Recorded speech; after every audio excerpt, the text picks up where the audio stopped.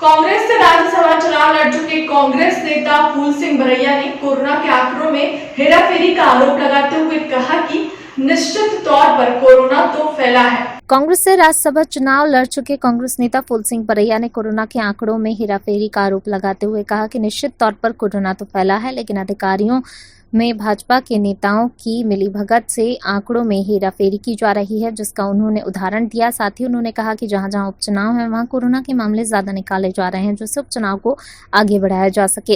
Bharatiya Janata party ने corona को कमाऊ पूत मान लिया है। साथ ही बरैया ने कहा कि प्रदेश के गृह मंत्री कभी मास्क नहीं लगाते, क्या उन्होंने कोरोना से गठबंधन कर लिया है क्या?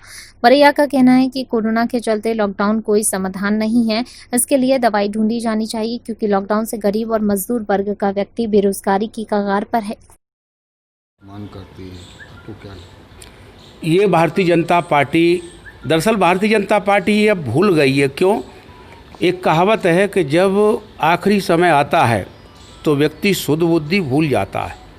भारतीय जनता पार्टी का जी अंतिम समय चल रहा है।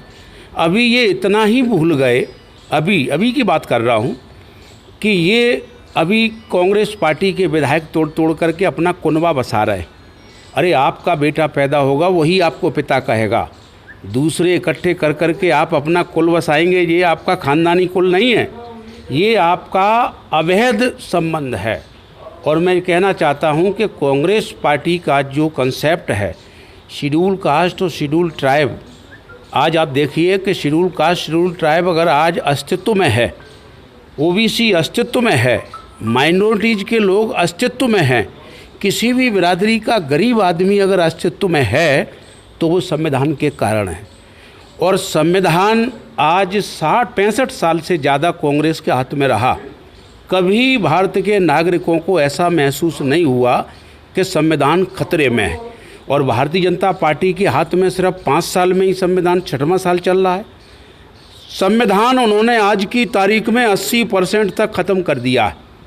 तो संविधान अगर ख़त्म हो गया तो समझिए कि बैठे बैठे शेड्यूल कास्ट और शेड्यूल ट्राइब और ओबीसी माइनॉरिटी के लोग तो बैठे बैठे ख़त्म हो जाएंगे, नष्ट हो जाएंगे। तो ये काम तो भारतीय जनता पार्टी कर रही है।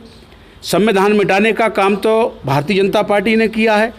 तो वो कैसे कह सकती है कि कांग्रेस पार्टी दलितों के हितैषी नहीं? भाड़े से आपको लॉकडाउन की बात कर रही है, कांग्रेस विरोध कर रही है, लेकिन कई चीज़ें ये भी हैं कि मामले जो है वो थमने का नाम लगातार चलते हैं। देखिए, कोरोना का जहाँ तक सवाल है तो ज़्यादा मामले निकल रहे हैं, कम निकल रहे हैं, ये सरकार के ऊपर है। अभी एक ऑफ द रिपोर्ट जो है, मैं उसको रिकॉर्ड ओपन करना ठीक नहीं है। एक नेताजी ने कहा भारतीय जनता पार्टी के कि कोरोना को कम करिए, तो कलेक्टर ने कहा ठीक है साहब आज शाम को कम हो जाएगा। कम सैंपल आए, कम हो गया। ज़्यादा सैंपल आएंगे, ज़्यादा हो जाएगा। और मैं तो ये कहना चाहता हूँ कि मुरैना ज़िला जिसमें सबसे ज़्यादा कोरोना निकलने लगा, क्यों निकलने लगा? क्योंकि वहाँ बाई इलेक्शन की 5 सीटें, दूसरे नंबर की सीटें हैं ग्वालियर में। जिस ज़िले में एक भी सीट नहीं है, कोरोना वहाँ क्यों नहीं निकल रहा है? तो जिस प्रकार से सर्कस का शेर जो कमाऊ पूत होता है, ऐसे ही भारतीय जनता पार्टी ने कोरोना को पाल लिया है, उनका कमाऊ पूत है। माननीय गृह मंत्री जी हैं, आज पहले स्वास्थ्य मंत्री थे, उन्होंने कभी मास्क लगाए आपने उनको देखा नहीं। क्या कोरोना से उनकी क्या बातचीत हो गई है? क्या उनका कोई गठबंधन है?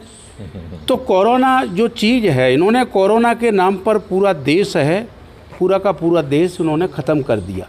आज लोग, अभी कोरोना लगने वाला है, अभी एक घोमचा वाला कह रहा कि अब मैं अपना जीवन 10 दिन अब नहीं काट पाऊँगा, पहले तो मैंने कर्जा लेकर के काट लिया। तो क्या ये कोई फाइनल समाधान है क्या? लॉकडाउन इसका कोई फाइनल समाधान नहीं है। आप तो इसकी दवा ढूंढिए नहीं। तो वो गरीब लोगों का और गरीब कमज़ोर जितने भी लोग हैं, उनकी कोरोना के नाम से भारतीय जनता पार्टी सीधे मौत करना चाहती है। और मैं इसका विरोध करता हूं और भारतीय जनता पार्टी के इस एक्शन की निंदा करता हूं। ये पार्टी का मामला है और मैं समझता हूं कि पार्टी जो फैसला करेगी हम उस फैसले को मानेंगे, और पार्टी लड़ाएगी तो लड़ेंगे और नहीं लड़ाएगी तो प्रचार करेंगे। लड़ेंगे तो क्या स्थिति है? लड़ेंगे तो सीट जीतेंगे। वो तो मेरी छोड़िए आप, ये जितनी भी सीटें अभी बना रहे हैं, कभी कभी कह देते हैं हम 30 पे चुनाव कराएंगे, कभी 35 पर कराएंगे। मैं तो कह रहा हूँ कि अगर आप में हिम्मत है तो आप तो पूरा ही उपचुनाव करा दीजिए, जितने भी ये सीट है, मध्यावधि चुनाव करा दीजिए ना, पूरा मध्यावधि चुनाव करा दीजिए। अगर भारतीय जनता पार्टी में हिम्मत है तो मध्यावधि चुनाव में 230 सीटों पे आ जाइए, मालूम पड़ जाएगा क्या होने वाला। अभी ये जितनी भी सीटों पर इलेक्शन करा रहे, एक भी सीट भारतीय जनता पार्टी नहीं जीत सकती, ये मैं कह रहा हूँ, क्योंकि पब्लिक की आवाज़।